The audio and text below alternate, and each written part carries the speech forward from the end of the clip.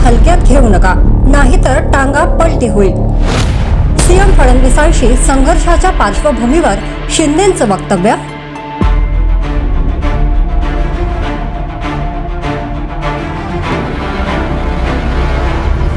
मी कधी कधी म्हणतो की या एकनाथ शिंदेला हलक्यात घेऊ नका, नाहीतर टांगा उलटेल. या दाढीने तुमची गाडी खड्ड्यात घातली. हे उपमुख्यमंत्री एकनाथ शिंदेंचे हे ताजे विधान सध्या खूप चर्चेत आहे.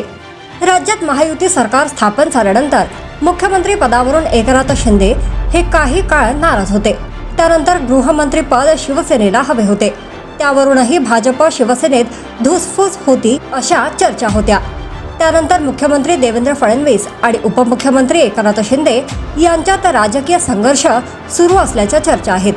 दरम्यानच एकनाथ शिंदे यांचे वक्तव्याचा आता वेगवेगळा अर्थ लावला जातोय. नेमकं काय आहे एकनाथ शिंदेंचं वक्तव्य?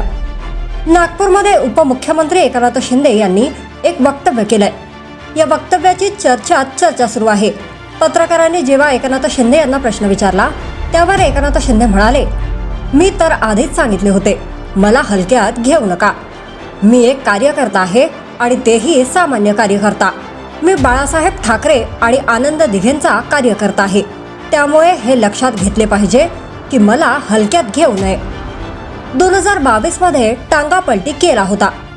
एकनाथ शिंदे म्हणाले, 2022 मध्ये टांगापलटी केला होता. सरकार बदलले होते आणि सामान्य जनतेचे सरकार आम्ही आणले. त्यामुळे मला हलक्यात घेऊ नये हा इशारा ज्यांना समजायचा त्यांनी समजावा. महायुती आलबेल आहे का?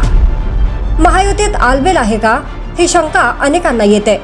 यातच हा प्रश्न महाराष्ट्रातील अनेकांना मनात डोकावत आहे.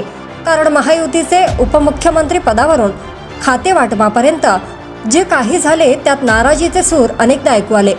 त्यानंतर एकनाथ शिंदे यांचे अचानक दरे गावी जाणे, प्रकृती अस्वास्थ्य आणि त्या काळात माध्यमांशी कमी झालेला संबंध असो की दुसऱ्या फळीतील नेत्यांची भाजप नेत्यांना संबोधून केलेले वक्तव्य असो, या सर्व घडामोडीच्या पार्श्वभूमीवर महायुतीत आलबेल असल्याचे अंदाज लावले जात आहे.